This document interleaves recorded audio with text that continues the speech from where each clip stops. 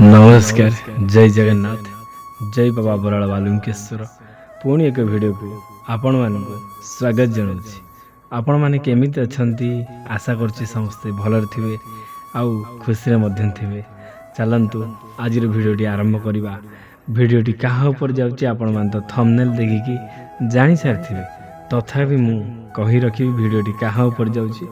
चलंतु भिडियोटी आम जाजपुर रोड जाजपुर जिल्लार टाउन जाजपुर टाउन लो सिंहपुर आपण मान तो जानि नथिबे प्राय, किंतु जाजपुर टाउन बोली आपण जानिथिबे।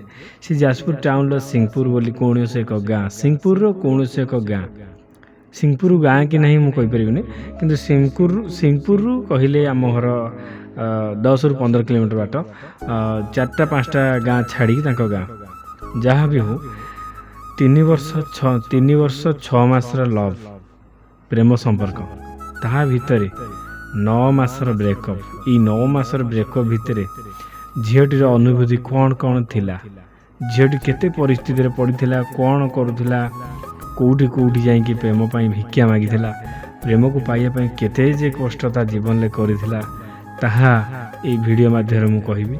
आ शेष रे एमिति गोटे कथा कहिबी, आपण माने हसिबे किंबा कांदिबे किंबा राग चिड़िबे सेटा आपण माने ऊपर निर्भर करे। चलंतु वीडियोटी स्टार्ट करिया। वीडियोटी कहाँ ऊपर जाउची प्रथम रू कहि रखिली। एबे वीडियोटी तांकर ना वीडियो बार बार कहि दोची। एबे तांको प्रेम संपर्क कोठु आरंभ होइतला कोठी शेष होला ताहा मु कहि रखिबी। चलंतु टाउन लो जाजपुर टाउन लो एनसी कॉलेज रे दी जण को देखा चाहेले, सेठी पाठ पढ़ा पढ़ी हेबा भितर दी जण को देखा चाहेला परे दी जण सेठी भल पाया तांकर आरंभ होइतला। दुहे को पसंद करी भल पाइथिले, आशा आउ आकांक्षा देइथिले दी जण कि आमे दी जण आगु को विवाह करिबा। बड़ संकल्प मध्य नैथिले। दी जण को बहुत विश्वास मध्य करिथिले। तांको प्रेम संपर्क से विश्वास ही आरंभ होइथिला। आरंभ होवार किछि दिन परे बुलाबुली भी आरंभ होइथिला। आपण मन तो जानिचंती एठी कुसुमा पोखरी अछि। कुसुमा पोखरी फेमस, टाउन ले बड़ शिव फेमस, आउ माँ बिरजा माँ सेठी भी अछंती। बारेणी घाट सी भी फेमस। टाउन तो प्राय जगह फेमस ही अछि। हमर कौन बबी दास ताको पूरा बागे उगा दी से टाउन को पूरा भुवनेश्वर स्मार्ट सिटी भाया कर दी। से जहाँ मध्य हो से सेपटे तमर बुलाबुली बहुत गुड़िया जगह अच्छी। से सेठू कॉलेज रू किछि टाइम बाहर करी से जाती बुलाबुली करने कुसुमा पोखरी, बारेणी घाट, से जो बड़ शिव अच्छी पूरा विराट बड़ शिव, मिनिमम 100 फुट उच्चार शिव ना, हाँ 100 फुट उच्चार शिव।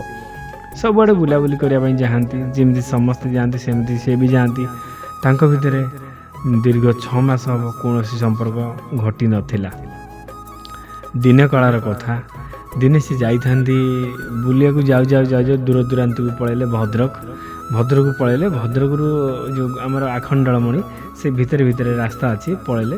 फेरला बेलू वर्षा जोर सोर नाथिला, अंधार कर पकैला, पूरा दुनिया पूरा जमी अंधार हो जाए अंधार कर पकैला। से कौटी रहिबे बोली सेठी भाई भौणी संपर्क नहीं से भद्रक जो लज अच्छी सेठी से रही भाई भौणी संपर्क नहीं रही जाइए। समस्त कहते आम भाई भौणी बोली, किंतु सी कौन आपण मान तो जानुचंती। सेठी जो रही दी जन भीतर से दिन आरंभ होता किस दिहानिया कतुर आरंभ कर शारीरिक संपर्क सबकि होता। से संपर्क आरंभ होता शारीरिक संपर्क।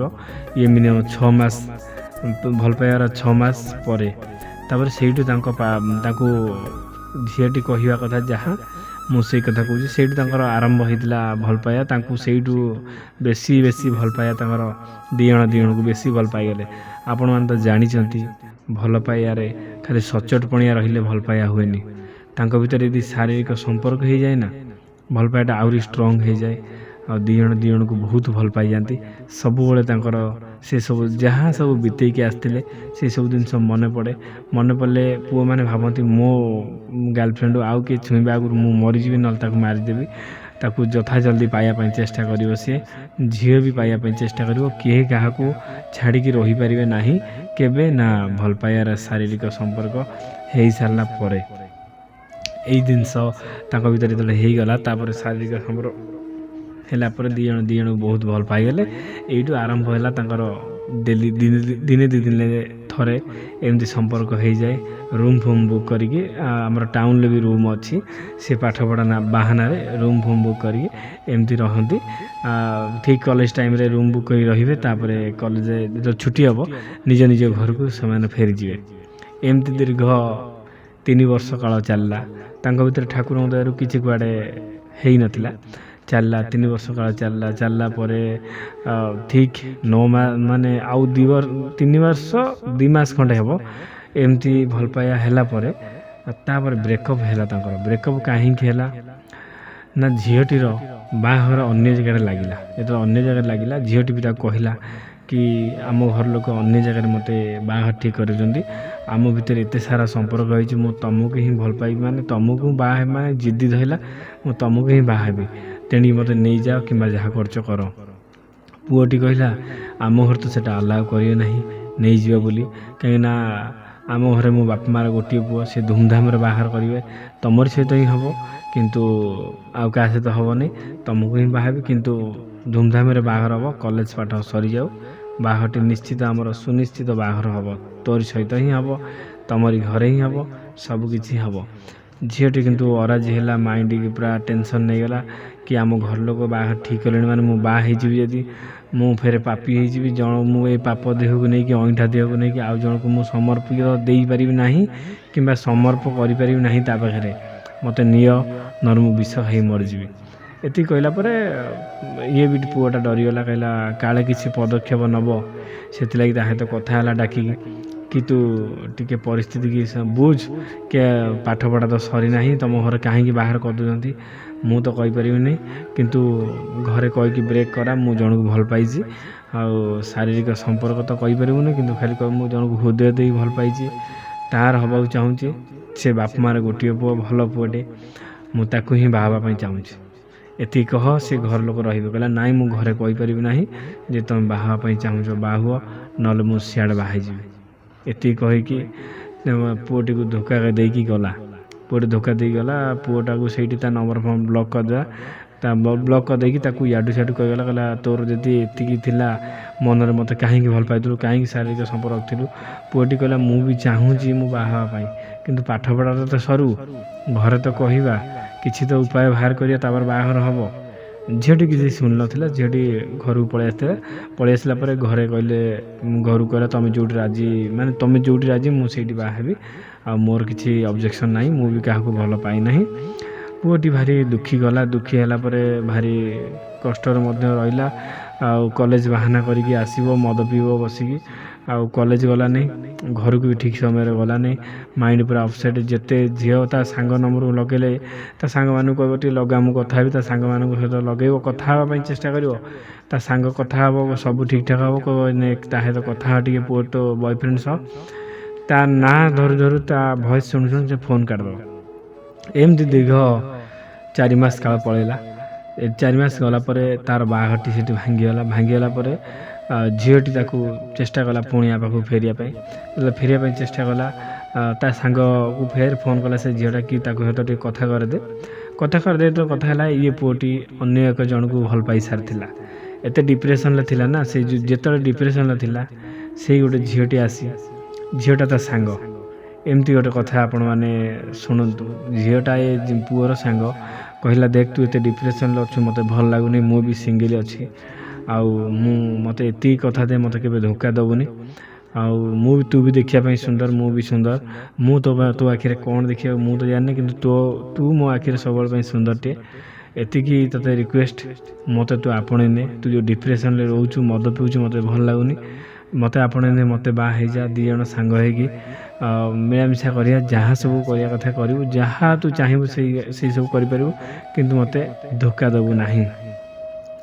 ଆଗ ପଛ ଭାବିଚିନ୍ତି ହେଇ ତା ସହିତ କଥା ହେଲାରେ କୌଣସି ପ୍ରକାର ଭୁଲ ଭାଲ କରିନଥିଲା, କାହିଁକିନା ସାଙ୍ଗକୁ ସବୁବେଳେ ଭଉଣୀ ରୂପରେ ଦେଖାଯାଏ ନା, କେତେବେଳେ ପ୍ରେମିକା ହିସାବରେ ତ ଦେଖାଯାଏନି, ସିଏ ବି ସେଇଆ ଭାବିଥିଲା। ତଥାପି ତା ସହିତ 5 ମାସ ଧରି କଥା ହେଲା ଯେତେବେଳେ ସିଏ ଟୋଟାଲ୍ ତା ସହିତ ସେ ଯେଉଁ ତା ଗାର୍ଲଫ୍ରେଣ୍ଡ ଯିଏ ଥିଲା ବହୁତ ଚେଷ୍ଟା କଲା ତା ସହିତ କଥା ହେବା ପାଇଁ, ତ ଟୋଟାଲି ଇଏ କଥା ହେଲାନି ଯେତେବେଳେ ମୋତେ ଲାଷ୍ଟକୁ ବହୁତ ଆଡ଼େ ଗୁଣି ଟୁଣି ଆଡ଼େ ଗଲା କି ଏଇସବୁ ଭୁଲ କରିଥିଲା କି ଭଲ ପାଇଥିଲା, ଭଲ ପାଇବାରେ ଶାରୀରିକ ସମ୍ପର୍କ ମଧ୍ୟ ଥିଲା, ସବୁ ଥାଇକି ପୁଅଟା ତାକୁ ହୃଦୟ ଦେଇ ଭଲ ପାଉଥିଲା, କିନ୍ତୁ ଘର ଲୋକଙ୍କ ବୁଦ୍ଧିରେ ପଡ଼ି ଘର ଲୋକ ଯେଉଁଠି ବାହାଘର କରିବାକୁ ଚାହିଁଲେ ସେ ସେଇଠି ବାହା ପାଇଁ ରାଜି ହେଇଗଲା। କିଛି ଦିନ ପରେ ତା'ର କୌଣସି ଖୁଣ ବାହାର କଲେ, କହିଲେ ସେ ଝିଅଟା ତାଙ୍କ କଲେଜରେ ଗୋଟେ ପୁଅକୁ ଭଲ ପାଇଛି, ଆଉ ଲଜ୍ ମାନଙ୍କୁ ଯାଏ, ଲଜ୍ ଫଜ୍ ଯାଏ ରୁମ୍ ବୁକ୍ କରିକି, ସେ କିଛି ଲୋକ ତାକୁ ଦେଖିଛନ୍ତି, ଦେଖିକି ତାକୁ କହିଲେ, ତାର ବି ମନରେ ଗୋଟେ ଆଶଙ୍କା ଆଇଲା, ନା ଏ ଝିଅ ଭଲ ନୁହେଁ, ଏ ଝିଅ କଲେଜ ଟାଇମ୍ରେ ବହୁତ ଭୁଲ ଭାଲ କରିଛି, ମୁଁ ସେଠି ବାହା ହେବିନି, ଏତିକି କହିକି ବାହାଘର ଭାଙ୍ଗି ଦେଇଥିଲା। କିନ୍ତୁ ତା ବାପ ଘର ଲୋକ କିଛି ଜାଣିନଥିଲେ କି କ'ଣ କହିଲା କ'ଣ ନାହିଁ, ମାନେ ପୁଅଟି ଯେଉଁ ବାହାଘର ଯିଏ ଭାଙ୍ଗିଲା ଏଇସବୁ ମାନେ ଝିଅର ଦୋଷକୁ କିଛି ବି ତା ମାନେ ଝିଅର ବାପକୁ କହିଲାନି କି ପୁଅର ଝିଅର ମାଆକୁ ବି କହିଲାନି, ସମ୍ପର୍କ ଦୃଷ୍ଟିରୁ କହିଲାନି କି କାହିଁକି ଗୋଟେ ଝିଅର ଜୀବନ ନଷ୍ଟ ହେବ। କହିଲେ ଝିଅଟା ମାରଧର କରିବେ କିମ୍ବା ବାଡ଼ାପିଟା କରିବେ, କିମ୍ବା କେହି ବାପା ଅଛନ୍ତି ଏସବୁ ଜିନିଷ ଶୁଣିଲେ ମାରିଦିଅନ୍ତି। এইসବୁ ଭାବିଛନ୍ତି ସେ କିଛି କହିଲାନି, ଡାଇରେକ୍ଟ ଭଦ୍ରଲୋକି କହିଲା ମୁଁ ସେ ଝିଅକୁ ବାହା ହେବିନି, ସେ ଝିଅ ଠିକ୍ ନୁହଁ ମୋ ପାଇଁ, ମୁଁ ତା ବାହା ହେଲେ ତା କତିରେ ଚଳିପାରିବି ନାହିଁ। ଯାହା ହିସାବରେ ବି ସେ ଗୋଟେ ଭଗବାନଙ୍କ କତିରେ ଯାହା ବି ଭଗବାନ ତା ମାଇଣ୍ଡରେ ଗୋଟେ ପୁରେଇଥିଲେ କି ଗୋଟେ ଝିଅର ଜୀବନ ନଷ୍ଟ କରିବିନି ବୋଲି। ତଥାପି ଗୋଟେ ଗୁଣିଆ ପାଖକୁ ଗଲା, ଗୁଣିଆ ପାଖକୁ ଭଦ୍ରକ ସେଇ ଭିତରେ ପଶିଗଲା। ଭଦ୍ରକ ସେ ଗୁଣିଆଟା ଜେନା ଘର ଗୁଣିଆ କିଏ ଗୋଟେ, ଟାଇଟେଲ୍ ତାଙ୍କର ଜେନା ଅଛି ମୋତେ କହୁଥିଲା। ତା କତିରୁ 15-20 ହଜାର ଟଙ୍କା ନେଲା, ଗୋଟେ ମୁଦି ପିନ୍ଧିବାକୁ ଦେଇଥିଲେ, ସେ ମୁଦିଟା ପିନ୍ଧିଲେ ତୁମର କାଳେ ସକ୍ସେସ୍ ହେବ, ସିଏ ଫେରି ଆସିବ। କିନ୍ତୁ ସେ ଜାଣିଛି, ସେ ତା ସାଙ୍ଗ କତିରେ, ସେ ଯେଉଁ ଝିଅଟା ଜାଣିଛି ସେ ତା ସାଙ୍ଗକୁ ଭଲ ପାଉଛି, ତା ସାଙ୍ଗ ସହିତ ଭୁଲ କାମ କରିଛି କି ନାହିଁ ସିଏ ଜାଣିନି, କିନ୍ତୁ ଏତିକି ଜାଣିଛି ସେ ତା ସାଙ୍ଗକୁ ଭଲ ପାଉଛି। ସେ ଗୋଟେ ଗୁଣିଆ ପାଖକୁ ଗଲା ଆକୁ ଫେରାଇବା ପାଇଁ, ତଥାପି ଫେରିଲାନି। ତାପରେ ସିଏ ଆଉ ଜଣ କତିକି, ମାଆଙ୍କ କତିକି, ଗୋଟେ ମାତା ଜଣେ ତା କତିକି ଗଲା, ମାନସିକ କଲା, ନା ମାନସିକ ତ ନୁହଁ, ସେଠି ସେ ମୁଣ୍ଡ ଫୁଣ୍ଡ ଥୋଇକି କ'ଣ ତନ୍ତ୍ର ମନ୍ତ୍ର କଲା, ତାନ୍ତ୍ରିକ କଲା, ତଥାପି ସେ ଫେରିଲାନି। ଏମିତି ଚାଲିଗଲା 2-3 ମାସ ଚାଲିଗଲା। 1 ଟଙ୍କା ଖର୍ଚ୍ଚ କଲା ସେ ଝିଅଟା, ଗୋଟେ ବୋଲି ମିନିମମ୍ 30-35 ହଜାର ଖର୍ଚ୍ଚ କଲା। ତାପରେ ସିଧା ବାହାରିଲା ବରାଳ ବାଲୁଙ୍ଗେଶ୍ୱର ପୁରୀ ବାହାରିଲା। ବାହାରୁ ତା ବାପା ହେଠି ଦେଖିଲା, ପାଣିକୋଇଲିରେ ଦେଖିଲା, ଆମର ପାଣିକୋଇଲି ମାର୍କେଟ ଗୋଟେ ଅଛି ଯାଜପୁରରେ, ଦେଖିଲା ତୁ କୁଆଡ଼େ ଆସିଛୁ ଇଆଡ଼େ, କି କହିଲା, ବାହାନା କରି କହିଲା ମୁଁ ସାଙ୍ଗ କତିକି ଆସିଥିଲି। ଆଉ କହିଲା ସାଙ୍ଗ କତିକି ଆସିଥିଲୁ, ମୋତେ କାହିଁ କହିନୁ, କିଛି କହିନୁ, ମନ ଇଆଡ଼େ ସିଆଡ଼େ ଆସୁଛୁ, ଆଉ କ'ଣ ପାଇଁ ଆସୁଛୁ କ'ଣ ନାହିଁ। ସେଠି ମାରଧର କରିକି ତା ବାପା ତାଙ୍କୁ ପାଟିତୁଣ୍ଡ କଲା। ଯେତେବେଳେ ଘରକୁ ରିଟର୍ଣ୍ଣ କଲା ତା ବାପା ସହିତ କଲା, ଯେତେବେଳେ ଭାବିଚିନ୍ତି ହେଇକି ଜଣେ ଭାଇଙ୍କୁ ଫୋନ୍ କଲା ବରାଳ ବାଲୁଙ୍ଗେଶ୍ୱର ଭାଇକି, ୟୁଟ୍ୟୁବରେ ଦେଖିକି କହିଲା ଟିକେ ମାନସିକ କରିଦେବ, ମୋ ପାଖରେ କମ୍ ପଇସା ଅଛି, 1200 ଟଙ୍କା ଅଛି, ମାନସିକ କରିଦିଅ। ସେ 1200 ଟଙ୍କା ଦେଲା ପରେ ମାନସିକଟି କରିଦେଲେ, ତାଙ୍କ ମନସ୍କାମନା ପୂର୍ଣ୍ଣ ପାଇଁ ମାନସିକଟି କରି ଗୁଆ ନଡ଼ିଆ ବସେଇଦେଲେ, କହିଲେ ଡେଲି ପୂଜା ହେବ, ଡେଲି ପୂଜା ହେବ କହିକି। ଏଇଟା ଗୋଟେ ବାଲୁଙ୍ଗେଶ୍ୱରରେ ଗୋଟେ ଭୁଲ କରିଛନ୍ତି, ଯେଉଁ ଲୋକମାନଙ୍କ କତିରୁ ପଇସା ରଖୁଛନ୍ତି, ଆଶା ଭରସା ଦେଉଛନ୍ତି ଡେଲି ପୂଜା ହେବ ବୋଲି, ସେମାନେ ଡେଲି ପୂଜା କରୁନାହାନ୍ତି, ସେମାନେ ଆଶାରେ ରହିକି, ତାଙ୍କର ଆଶାରେ ହିଁ ରହିଛି। ସେମାନେ ଖାଲି ପ୍ରଥମ ଥର ପାଇଁ ପୂଜା କରିଦେଇଛନ୍ତି, ତାପରେ ଆଉ ପୂଜା କରୁନାହାନ୍ତି, ଯାହା ତାପରେ 21 ଦିନ ସେଇଆ ବି ହେଇଥିଲା। ତାର ପ୍ରଥମ ଥର ପୂଜା ହେଲା, ତାପରେ 21 ଦିନ ଜଳ ଅଭିଷେକ ପାଇଁ ତାକୁ ମାଗିଥିଲେ 2500 ଟଙ୍କା, ସେ 2500 ଟଙ୍କା ମଧ୍ୟ ଦେଇଥିଲା, 1200-2500 ଦେଇଥିଲା। ଦେଲା ପରେ ତାଙ୍କର ଜଳ ଅଭିଷେକ ବି ଛାଡ଼ି ଦେଇଥିଲେ, ନୀତି ନିୟମ ଯାହା ଥିଲା ସେ ସବୁ କହିଦେଇଥିଲେ। ନନା କହିଲେ ତୋର ଠିକ୍ଠାକ୍ ହେଇଯିବ, ତୁ ଏବେ ଘରକୁ ପଳା। ସେ ବି ତାଙ୍କ କଥା ମାନିକି ଯାଇକି ଜଳ ଅଭିଷେକ ଲୁଚିକି ଯାଇଥିଲା ନା, ଜଳ ଅଭିଷେକ କରିକି 2500 ଟଙ୍କା ଦେଇକି ସେଠୁ ଆସିଥିଲେ, ବିଭୂତି ନେଇକି ଆସିଥିଲେ। ବିଭୂତି ମାରିବାର ପ୍ରଣାଳୀ ବି ତାଙ୍କୁ ସେ ନନା କହିଦେଇଥିଲେ। ସେ ଯାହା ଯେମିତି ହଉ ସେଠି ବି ପଳେଇଲା ମାସେ, କୌଣସି ପ୍ରକାର ସକ୍ସେସ୍ ହେଲାନି, କିମ୍ବା ସ୍ୱପ୍ନ ଦୋଷ କିଛି ବି ହେଲାନି। ତାପରେ ଭାବିଲା, ଭଗବାନ କ'ଣ ମୁଁ ତାକୁ ପାଇପାରିବିନି, ଏତେ ସାରା ଭଲ ପାଇବା ଦେଇଥିଲି, ଏତେ ତାକୁ ହୃଦୟ ଦେଇ ଭଲ ପାଇଥିଲି, ତାକୁ କ'ଣ ପାଇପାରିବିନି? ଯଦି ନ ପାଇପାରିବି ତାହେଲେ ସିଏ ଆଉ କାହାର ହେବା ଆଗରୁ ମୁଁ ବିଷ ଖାଇ ମରିଯିବି। ଏତିକି ଯେତେବେଳେ ଠାକୁରଙ୍କୁ ଡାକିଲା, କହିଲା ବାବା ବାଲୁଙ୍ଗେଶ୍ୱର, ଯଦି ତାକୁ ମୋତେ ଏକାଠି ନ କରିବ ତାହେଲେ ମୁଁ ବିଷ ଖାଇକି ମରିଯିବି। ଏତିକି କହିକି ମାଇଣ୍ଡ ଫ୍ରେଶ୍ କରିବାକୁ ୟୁଟ୍ୟୁବ୍ ଖୋଲିଛି। ଯେତେବେଳେ ସ୍କ୍ରୋଲ୍ କରୁଛି ଉପରକୁ ମୋର ଗୋଟେ ଭିଡ଼ିଓ ଗଲା, ମୋଟିଭେସନ୍ ଭିଡ଼ିଓଟେ ଗଲା, ପ୍ରେମ ପାଇଁ କିଛି, ଭଲ ପାଇବା ପାଇଁ କିଛି ଗୋଟେ ସେଥିରେ ପୂଜା ଥିଲା, ଗଲା। ଯେତେବେଳେ ସେ ଭିଡ଼ିଓଟା ସେ ଦେଖିଲେ, ପ୍ରଥମରୁ ଶେଷ ଯାଏଁ ଦେଖିଲେ, ଯେତେବେଳେ ତାଙ୍କ ମନରେ କିଛି ଗୋଟେ ଆଶା ଆକାଂକ୍ଷା ଆସିଲା କି ହଁ କିଛି ଏଠି ହେଇପାରିବ। ତାପରେ ମୋତେ ଫୋନ୍ କରିଥିଲେ, ଫୋନ୍ କରିବାରେ ସବୁ ନୀତି ନିୟମ, ନା ସବୁ ଯାହା ଘଟିଛି ମୋତେ କହିଲେ। ଦୀର୍ଘ 1.5 ଘଣ୍ଟା କାଳ କହିଲେ, ମୁଁ ବି ଆଉ କଥା ହେଇପାରିଲି, କିନ୍ତୁ ଭଉଣୀ ବହୁତ ଫୋନ୍ ଆସୁଛି, ଆଉ ମୋତେ ଟିକେ ସର୍ଟରେ କହିଦିଅ। ଦୀର୍ଘ 1.5 ଘଣ୍ଟା କାଳ କହିଲା ପରେ ଫେର ଅଧଘଣ୍ଟେ ସର୍ଟରେ କହିଗଲେ, ମାନେ 2 ଘଣ୍ଟା ପୁରା କହିଲେ। ମୁଁ ତ ଏଇଠି 13-14 ମିନିଟ୍ରେ ସାରି ଦେଉଛି, କାହିଁକିନା ଏତେ ସମୟ କହିଲା ବେଳକୁ ଗୋଟେ କାହାଣୀ ହେଇଯିବ। ହଁ, 2 ଘଣ୍ଟା କାଳ କହିଲେ। ଏଇଟା ମୁଁ ସର୍ଟ କରି କହିଲି। ତାପରେ ତାଙ୍କୁ ମୁଁ କହିଥିଲି ଏଇ ଯେଉଁ ପୂଜା ହେଉଛି ସୋମବାରିଆ ସେ ପୂଜା ନନା ଯେଉଁ କରୁଛନ୍ତି, ଆମେ ତ ମାଧ୍ୟମ ନିମିତ୍ତ ମାତ୍ର। ନନା ଯେଉଁ କରୁଛନ୍ତି ପୂଜା, ସେଇ ଯେଉଁ ବେଲପତ୍ର ସହିତ ହଳଦୀ ଚନ୍ଦନ ଏଇସବୁ ମିଶାଇକି ଶିବଙ୍କ ମସ୍ତକରେ ବ୍ରହ୍ମ ମୁହୂର୍ତ୍ତ ସମୟରେ ଓନ୍ଲି ଫର୍ ପ୍ରେମ ପାଇଁ ସକ୍ସେସ୍ ହେଇପାରିବ। ପ୍ରେମ ଘର ସଂସାରରେ ବିଗିଡ଼ି ଯାଇଥିବା ଏଇସବୁ ଜିନିଷ ହେଇପାରିବ। ଆଉ କିଛି ଜିନିଷ ହାଲକା ବହୁତ ହେଇପାରେ, କିନ୍ତୁ ପ୍ରେମ ପାଇଁ ବେଶୀ ସାଙ୍ଗେ କାମ ଦିଏ। ତାଙ୍କର ପୂଜା ପାଇଁ ସେ ରାଜି ହେଇଥିଲେ। ପଇସା ମଧ୍ୟ ଯାହା ଯେତିକି ତାଙ୍କର ଦରକାର ଥିଲା, କମ୍ ପଇସା ଲାଗେ ସେତିକି ପଠାଇଥିଲେ ତାଙ୍କର ପୂଜା ପାଇଁ। ପଠାଇବା ପରେ କିଛି ନୀତି ନିୟମ ବି ତାଙ୍କୁ କହିଥିଲି ମାନିବା ପାଇଁ। ସେ ନୀତି ନିୟମ ମଧ୍ୟ ମାନିଥିଲେ। ତାଙ୍କର ରବିବାର ରାତି 3ଟାରେ ପ୍ରଥମ ପୂଜା ହେଇଥିଲା। ପ୍ରଥମ ପୂଜା ହେବାର 7 ଦିନ ଯାଇଛି। ମୋତେ ଫୋନ୍ କଲେ, କହିଲେ ଭାଇ ଆଉ ମୁଁ ତାଙ୍କ ପାଖକୁ ଆସିଛି ଦେଖିବାକୁ, ସାଙ୍ଗରେ ତାଙ୍କ ସାଙ୍ଗ ବି ଆସିଛନ୍ତି, କ'ଣ କରିବି? ମୁଁ ତାଙ୍କ ସହିତ କଥା ହେବି ନା ପଛକୁ ଫେରିଯିବି? ମୁଁ ନାଇଁ, କିଛି ଟେନସନ୍ ନିଅନି, ଭଗବାନଙ୍କୁ ମୁଁ ଡାକୁଛି ତମ ସମ୍ପର୍କ ଷ୍ଟ୍ରଙ୍ଗ ହେଇକି ରହିବ।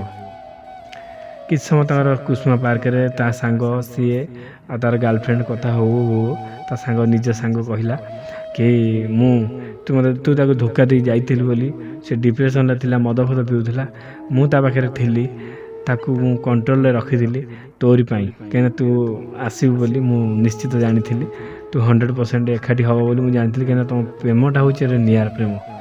ଏମିତି ପ୍ରେମ କାହାର ନାହିଁ। ଦୀର୍ଘ 6 ମାସ ଧରି ବର୍ଷ ମାନେ ମାସକର 15 ଦିନ ଭଲ ପାଇବାରେ ସାଙ୍ଗେ ଲୋକମାନେ ଲଜ୍ ରୁମ୍ ବୁକ୍ କରିକି ପଳାଉଛନ୍ତି। ତୁମେ ଦୀର୍ଘ 6 ମାସ ଧରି କିଛି ହେଇନଥିଲା। ତାପରେ ଠୁକୁର ମୁକୁର କ'ଣ ହେଇଛି କ'ଣ ନାହିଁ ଅଲଗା କଥା। ଆଉ ମୁଁ ତ ବୟଫ୍ରେଣ୍ଡକୁ ସାଙ୍ଗରେ ରଖିଥିଲି ସତ, କୌଣସି ଗୋଟିଏ ପ୍ରକାର ତାକୁ ଟଚ୍ ବି କରିନଥିଲି। ଖାଲି ତା ସହିତ କଥା ହେଇକି ତା ମନକୁ ଟିକେ ମୋଟିଭେଟ୍ କରାଏ, ବଞ୍ଚିବାର ରାହା ଦେଖାଏ। ଯାହା ହଉ ତୁମେ 2 ଜଣ ମିଶିଗଲ। କ'ଣ ପାଇଁ ମିଶିଲ କ'ଣ ନାହିଁ ସେ ତ ଭଗବାନଙ୍କ ଉପରେ କଥା। କିଏ ମିଶେଇଛି ସିଏ ତ ତୁ ହିଁ ଜାଣିଥିବୁ। କାହିଁକିନା ତୁ ଯେତେବେଳେ ଫେରିଛୁ ତା ପାଖକୁ, ତୁମେ 2 ଜଣ କଥା ହେଇକି ଫେରିଛ, 2 ଜଣ ଏକାଠି ହେଇଛ। ଭଗବାନ କିଏ କ'ଣ କରିଛି କ'ଣ ନାହିଁ ତୁମେ ସେ କଥା ଜାଣିଛ। ଆଉ ମୋର ଏବେ ଆଉ କିଛି କାମ ନାହିଁ, ମୁଁ ଏବେ ଯାଉଛି, ଭଲରେ ଯାଉଛି, ଖୁସିରେ ଯାଉଛି। ଯାହା ହଉ ଏକାଠି ହେଇଗଲ। ଭଗବାନଙ୍କ କତିରେ ମୋର ଗୋଟେ ଆଶା ଥିଲା ତୁମେ ଏକାଠି ହେବ ବୋଲି। ସାଙ୍ଗେ ଏଇଟା ଲାଷ୍ଟ ଷ୍ଟେଜ୍ ହେଇଗଲାଣି। ଝିଅଟି ମୋତେ କହିଲା ଭାଇ ଆଉ ଆମେ 2 ଜଣ ଏକାଠି ହେଇଗଲୁ, ଟିକେ ତାଙ୍କ ସହିତ କଥା ହେଇଯାଅ। ତାଙ୍କ ସହିତ କଥା ହେବାର ଟିକେ କହିଲେ ଭାଇ ଯାହା ହଉ ଆପଣ ଏତେ ସବୁ କରିଦେଲେ। ଦୀର୍ଘ 9 ମାସ ହେଇଯିବ ଆମ ବ୍ରେକଅପ୍। 9 ମାସରେ ବହୁତ ଦୁଃଖରେ ଥିଲି। ମୋ ସାଙ୍ଗ ମୋ କତିରେ ଛଳନା କରିକି ମୋ ଗାର୍ଲଫ୍ରେଣ୍ଡ ହେଇକି ଥିଲା, ପ୍ରେମିକା ହେଇକି ଥିଲା। ସେ ଯାହା ବି ହଉ ମୋତେ ସେ ମୋଟିଭେଟ୍ କରି ରଖିଥିଲା ବୋଲି ମୁଁ ଆଜି ଯାଏଁ ଅଛି। ତୁମକୁ ଆମେ କିଛି ସମୟ ଛାଡ଼ି କଲ୍ ବ୍ୟାକ୍ କରୁଛୁ ଭାଇ। ତା'ର ଦୀର୍ଘ 1.5 ଘଣ୍ଟା କାଳ ଛାଡ଼ିକି ମୋତେ ବାର କଲ୍ କଲେ। ମୁଁ ବି ଟିକେ କଲ୍ରେ ବ୍ୟସ୍ତ ଥିଲି। ତାଙ୍କ କଲ୍ଟା କାଟିକି ମୁଁ ଭାବିଲି କ'ଣ ହେଲା କ'ଣ ନାହିଁ, କଥା ହେଇଯିବା। କଥା ହେଲାରୁ ପୁଅଟା କହୁଛି ଭାଇ ଆମେ ଟିକେ ରୁମ୍ ଯିବାକୁ ଚାହୁଁଛୁ। ମାନେ ଆରେ ଭାଇ ସେଇଟାକୁ ଖାଲି ତ ଆଗରେ ରଖିଲେ ହେବ। ଝିଅଟା ବି କହୁଛି ଭାଇ ପ୍ଲିଜ୍ ରିକ୍ୱେଷ୍ଟ। ଆଉ ଏତେ ଦିନ ହେଲାଣି ଯେତେବେଳେ ତାର ମୋର କିଛି କୁଆଡ଼େ ହେଇନି, ସିଏ ପୁରା ପାଗଳ ଭଳିଆ ହେଉଛି। ମୋର କିଛି ଏଥିରେ ମାନେ ସ୍ୱାର୍ଥ ନାହିଁ କି ମନ ନାହିଁ। ସିଏ ତା ପାଇଁ ମୁଁ ସବୁ କିଛି କରିପାରିବି। ତାକୁ ଛାଡ଼ି ଦେଇଥିନି 9 ମାସ ହେବ, ଯେତେ ଡହଳ ବି କରୁଛି ମୁଁ ଜାଣିଛି। ତା ଖୁସିରେ ମୁଁ ଖୁସି, ସେ ଯାହା ଚାହୁଁଛି ସେୟା କରେ। କ'ଣ କହୁଛ ତୁମେ? ମୁଁ କ'ଣ କହିବି? ଆରେ ତୁମ କଥା, ତୁମ ମନ, ତୁମର ଯାହା। ପୁଅଟି ମୋତେ କହୁଛି ଭାଇ ରିକ୍ୱେଷ୍ଟ କରୁଛି ଆମକୁ ଟିକେ ଛାଡ଼। ମୁଁ ତାଲା ପକେଇ ରଖି ତୁମେ ଯାଅ ନା, ମୋର କ'ଣ ଅଛି, ଯାଅ। ଆଉ ସେ କହୁଛନ୍ତି ଭାଇ ଆଉ ସେମିତି ଭୁଲ ହେବନି। ଯଦି ତା ଆମ ଘରେ ରାଜି ନ ହେବେ, ତାଙ୍କ ଘରେ ରାଜି ନ ହେବେ, ଆମେ 2-4 ଦିନ ଭିତରେ ପଳେଇମୁ ଯୁଆଡ଼େ ହେଲେ, ହାଇଦ୍ରାବାଦ ହଉ ଯୁଆଡ଼େ ହଉ ପଳେଇମୁ। ନହେଲେ ଭୁବନେଶ୍ୱର, କଟକ, ଆମର ପୁରୀରେ ବନ୍ଧୁବାନ୍ଧବ ଅଛି, ମାମୁଁ ଘର ଅଛି। ଆଉ ପୁରୀ ତ ନୁହଁ, ସାକ୍ଷୀଗୋପାଳ ମାମୁଁ ଘର ଅଛି, ବରାଳ ବାଲୁଙ୍ଗେଶ୍ୱର ପାଖରେ। ଆମେ ସେଠି ଯାଇ ରହିମୁ। ହଉ ତୁମେ ଯୁଆଡ଼େ ଯାଉଛ ଯାଅ, ଭଗବାନ ତୁମକୁ ମଙ୍ଗଳ କରନ୍ତୁ। ବାବା ଖାଙ୍କେଟେଶ୍ୱରଙ୍କ କତିରେ ଏତିକି ସବୁ ପୂଜା ହେଲା ପରେ ତୁମର ଯେଉଁ ସକ୍ସେସ୍ ହେଇଛି, ଆଉ 7ଟା ସୋମବାର ନିୟମ, କିନ୍ତୁ ତୁମର ଗୋଟିଏ ସୋମବାର ହେଇଗଲା। ଆଉ 6ଟା ସୋମବାର ନୀତି ନିୟମରେ ମାନିକି ଚାଲିବ। କହିଲା ସେ ପୁଅଟା କହିଲା ସେ ଝିଅଟା ସିନା ମାନୁଥିଲା, ମୁଁ ଏବେ ତା ସାଙ୍ଗରେ ମୁଁ ବି ମାନିବି। ଯାହା ହଉ ଠାକୁରଙ୍କର ଗୋଟେ ଦୟା ହେଲା, ଠିକ୍ ଠାକ୍ ହେଇଗଲା। 9 ମାସ ହେଲା ବ୍ରେକଅପ୍ ହେଇକି ଥିଲା, ସମ୍ପର୍କ ଯୋଡ଼ି ହେଇଗଲା। ଭିଡ଼ିଓଟି ଭଲ ଲାଗିଥିଲେ ଆପଣମାନେ କମେଣ୍ଟ ମାଧ୍ୟମରେ ମତାମତ ଦେବେ। ଯେଉଁମାନଙ୍କର ହେଉନି ସେମାନେ ଅଧୈର୍ଯ୍ୟ ହୁଅ ନା, ସେମାନଙ୍କର ବି ହେବ। ଯେଉଁମାନେ ଦେଖ ଭଗବାନଙ୍କ ପରୀକ୍ଷା ନିଅନ୍ତି, କିଏ କେତେବେଳେ କେଉଁ ପରୀକ୍ଷାରେ ଜିତିଯାଏ ତ କିଏ ହାରିଯାଏ, କିନ୍ତୁ ହାରିବାଟା ନିଶ୍ଚିତ ନୁହଁ। ହାରିବାଟା ନିଶ୍ଚିତ ନୁହଁ। ତୁମେ କିନ୍ତୁ ଟେନସନ୍ ନିଅ ନା, ହାରିବ ନାହିଁ। ମନରେ ଷ୍ଟ୍ରଙ୍ଗ ରଖ, ମାଇଣ୍ଡରେ ସବୁବେଳେ ରଖ ମୁଁ ଜିତିବି। ଏଇ ଜିତିବାଟାକୁ ମାଇଣ୍ଡରେ ରଖ, ବିଜୟୀ ନିଶ୍ଚିତ ହେବ, ମନର ମଣିଷକୁ ପାଇବ।